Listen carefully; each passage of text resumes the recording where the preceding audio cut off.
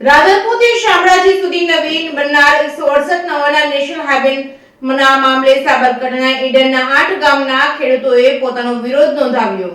સાબરકાંઠાના ઈડરના બડોલીથી મણિયોર ગામની વચ્ચે 170 હેક્ટર જમીન આગામી સમયમાં નેશનલ હાઈવે ઓથોરિટી અંતર્ગત માપણી કરાઈ છે। તેમજ 370 જેટલા ખેડૂતો જમીન સંપાદન મુદ્દે વિરોધ નોંધાવી ચૂક્યા છે। ત્યારે આગામી સમયમાં નેશનલ હાઈવે પસાર થવા મામલે વિવિધ વિરોધાભાસ સામે આવ્યો છે। એક તરફ ઈડર શહેરમાંથી પસાર થવું માથાનો દુખાવો બની ગયું છે, તો બીજી તરફ હવે 8 જેટલા ગામડાઓમાંથી પસાર થતો નેશનલ હાઈવે વિવાદનું કારણ બની રહ્યો છે। હાલમાં તો 170 હેક્ટર જમીન ઉપર 370 જેટલા ખેડૂતો વિરોધ નોંધાવી રહ્યા છે। સાથોસાથ સંપાદિત થયેલી જમીનમાં 10 કુવા તેમજ 25 જેટલા બોરવેલ પણ નિષ્ફળ બને તેમ છે, જેના પગલે ખેડૂતોની આગામી સમયમાં ભારે ભોગવવાનું આવે તેવી સ્થિતિ સર્જાય છે। તેના પગલે આજે ઈડરની સહકારી જીન ખાતે 8 જિલ્લા ગામના ખેડૂતોએ વિવિધ રજૂઆતો કરી પ્રાંત કચેરીએ આવેદનપત્ર આપ્યું હતું। એક તરફ ખેડૂત આલમ વિરોધ નોંધાવી રહ્યું છે, તો બીજી તરફ પશુપાલકો માટે પણ જમીન કપાતા ભારે વિરોધાભાસ સર્જાયો છે। એક તરફ ખેડૂતો તેમજ પશુપાલકો હાઈવે રોડનો વિરોધ કરી રહ્યા છે, તેમજ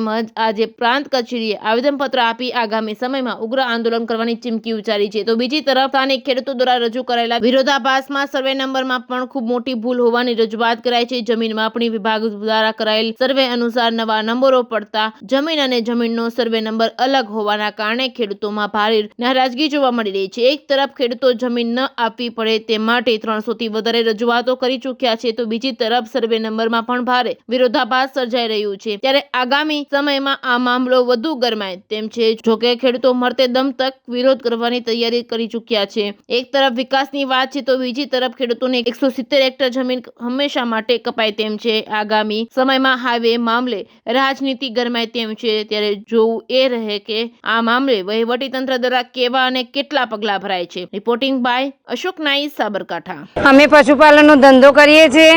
એ કોને ખબર છે કે પશુપાલનનો ધંધો કઈ રીતે થઈ શકે। 380 ખેડૂતોની જમીન જાય છે, એ જમીનનો જવાબદાર કોણ છે?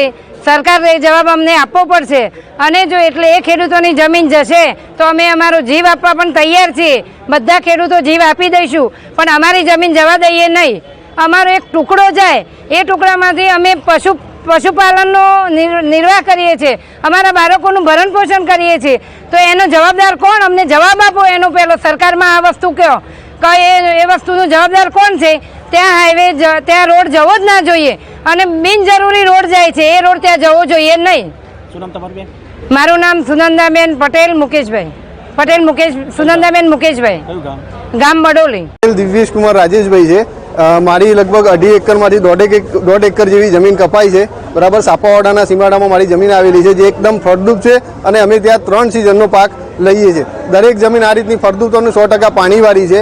હવે આમાં મોટો પ્રશ્ન એ છે કે અમારું જે જમીન જે જાય છે, આમાં જે જાહેરનામું બહાર પડ્યું છે, બરાબર, મણિયોરથી બડોલી સુધીમાં, એમાં એવું છે સાહેબ કે જાહેરનામાની અંદર સર્વે નંબર સાચા છે, પણ રીસર્વેમાં થયેલી ભૂલોના કારણે જે જમીન હાલ જાય છે એનો માલિક બીજો છે અને જમીન બોલે છે બીજાના નામે। તો આમાં એક મોટો પ્રશ્ન છે કે વળતર આવશે તો કેવી રીતના આવશે? અને વળતરનો તો પહેલાં તો રોડ બનવા જ નથી, પણ રોડ બનશે તો જમીન બીજા ખેડૂતનું જશે અને નામ બીજાનું બોલતું હશે। તો આ એક મોટો પ્રશ્ન છે, જેની અરજીઓ પણ ખેડૂતોએ DLR ઓફિસની અંદર કરેલી છે, છતાં પણ એનું કોઈ સમાધાન થયેલ નથી। એક આ મોટો પ્રશ્ન છે। અને આ સાથે સાથે જે મણિયોરથી બડોલી, સાપાવાડા, લાલોડા, સૌગઢ, બુઢિયા અને વોસડોલ થઈને બડોલી જે રોડ જાય છે, એની અંદર સાહેબ પાણીના જે સાધનો છે, કેટલા કૂવા, 10 થી ઉપર કૂવા કપાય છે, અને એના સિવાય 20 થી 25 બોરવેલ, જેના લીધે આ જમીન જીવતી છે, જેના લીધે ખેતીકામ થઈ રહ્યું છે, જેના લીધે પશુપાલન જીવે છે, એવા કેટલાક મોટા પ્રશ્નો ઊભા થાય એવા છે। હવે એના સિવાય મોટો પ્રશ્ન એ ઊભો થાય છે કે સમજી લો કે એક ખેતર હોય, એક રોડ એટલો ક્રોસ કાઢેલો છે કે એક ખેતરની અંદર સમજી લો કે 1.5 એકર જાય છે, તો મારે સમજી લો કે બીજા એટલા નાના 3-4 ટુકડા થાય છે કે જેની અંદર ખેતી કરવી પોસિબલ નથી। તો 170ના સામે 200 એકર જેટલી જમીન એવી છે કે જે પણ ખેતી વગરની થાય છે, જે પણ પાણી વગરની, અને ત્યાં પણ કોઈ પણ સાધન વગર એટલા નાના ટુકડા થાય છે કે ખેતી કરવી શક્ય નથી। એટલે અમે તો આ રોડનો સખત વિરોધ કરીએ છીએ। આ જીવના જોખમે એના માટે જે કરવું પડે કરવા માટે તૈયાર છે। અને અમે જણાવ્યું એ પ્રમાણે અમે આગળ જ્યારે આ રોડનું જાહેરનામું નહોતું બહાર પડ્યું ત્યારે પણ અમે ધારાસભ્યશ્રી, સંસદ સભ્યશ્રી, મામલતદાર કચેરીથી લઈ અને દરેક જગ્યાએ રજૂઆતો કરી ચૂક્યા છે, છતાં પણ આની અંદર કોઈ સુધારો આવ્યો નથી અને અમારી જમીન પેલી થઈ રહી છે. અને અમે ઓપ્શન જે વાત કરી કે ભાઈ આજે મહેસાણાથી શામળાજી જે હાઈવે બનાવી રહ્યા છે તો મહેસાણાથી વાયા વિજાપુર હિંમતનગર શામળાજી જે આ રૂટ કરતા 25 કિલોમીટર સંપાદન થશે તો ખેડૂતો 100% આનો વિરોધ થશે. જમીન સંપાદન થવા દેશે નહીં.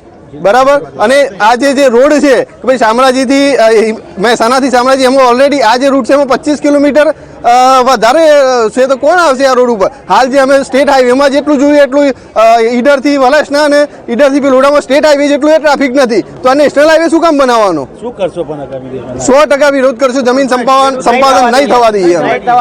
આ બધા જ ખેડૂતો તૈયાર છે. 380 ખેડૂતો તૈયાર છે જીવના જોખમ રોડ બનાવવા ઓકે. આજે કેમ ભેગા થયા છો અને શું સમસ્યાઓ છે તમારી? અમારી 168G નેશનલ હાઈવે નિમિત્તે અમે બધા ખેડૂતો ભેગા થયેલા છીએ અને એ નિમિત્તે ટોટલ 170 હેક્ટર અમારી જમીન નવી સંપાદન જે થઈ રહી છે એ મણિયોરથી લઈ અને બડોલી સુધીની 170 હેક્ટર જમીન જાય છે અને એની અંદર 360 ખેડૂતોને અસરગ્રસ્ત છે. એના માટે અમે અહીં અત્યારે ભેગા થયા હતા અને એના માટે અમે 29 તારીખે જે જાહેરનામું બહાર પડ્યું અને એના અનુસંધાને 21 દિવસની અંદર અમારા વધાર રજૂ કરવાના હતા. એ અમે દરેક ખેડૂતોએ પર્સનલી વધાર રજૂ કરી દીધેલા છે અને ટોટલી 300-325 ખેડૂતોએ વધાર રજૂ કરી દીધા છે માન્ય પ્રાંત સાહેબ અધિકારી ઓફિસને. અને અત્યારે બધા જ ખેડૂતો અમે ભેગા થઈને પ્રાંત સાહેબને આવેદનપત્ર આપ્યું છે કે ભાઈ આ રોડ કેમ ના બનવો જોઈએ અથવા તો કયો બનાવો એના માટેનું અમે આવેદનપત્ર આપ્યું છે કે ભાઈ જરૂર નથી અને તમે બનાવી રહ્યા છો. એમાંનો એક મુદ્દો કે ભાઈ મહેસાણાની અંદર રોડ ઉપર રોડ આવે છે ત્યારે સાબરકાંઠામાં આવે છે ત્યારે એ રોડ જમીન ઉપર આવી જાય છે અને ખેતીની જમીનમાં આવે છે. માટે અમારો વિરોધ છે કે ભાઈ એ રોડ તમે રોડ ઉપર રોડ બનાવો એટલા માટે થઈ જાય. બીજી વાત કે અહીંયાથી મતલબ ઈડરથી આશીર્વાદ હોટલ માથારથી 3 રસ્તાથી આગળ આશીર્વાદ હોટલે એક નેશનલ હાઈવે પાલનપુરથી ખેરવાડા સુધીનો બની રહ્યો છે તો 5 કિલોમીટર બીજો નેશનલ હાઈવે એ જ રોડને કનેક્ટેડ થવાની શું જરૂર? ઓલરેડી એક રોડ મહેસાણાથી હિંમતનગર સુધીનો રોડ છે જ કે જો આ જે નેશનલ હાઈવેને કનેક્ટેડ થઈ રહ્યો છે એ ઓલરેડી છે તો બીજી વાર આ રોડ બનાવવાની શું જરૂર? આ કેટલાક મુદ્દાઓ અમારા છે જેના માટે અમે બધા જ ખેડૂતો ભેગા થઈ અને આવેદનપત્ર આપ્યું છે. જો આ આવેદનપત્રની જો અસર નહીં થાય તો અમે ઉગ્ર આંદોલન કરીશું. સમયાંતરે જે કંઈ કરવું પડતું હશે અમે બધું જ કરવા માટે ખેડૂતો એકઠા થયેલા છે. એના માટે લોકસભાની ચૂંટણી આવી રહી છે એની અસર કદાચ આ અસર થાય બી ખરી અને જો એમાં રિઝલ્ટ નહીં મળે અમને તો અમે એના માટે જે કંઈ કરવું પડતું એ કરીશું. કલ્પેશભાઈ રામજીભાઈ પટેલ, બરડોલી.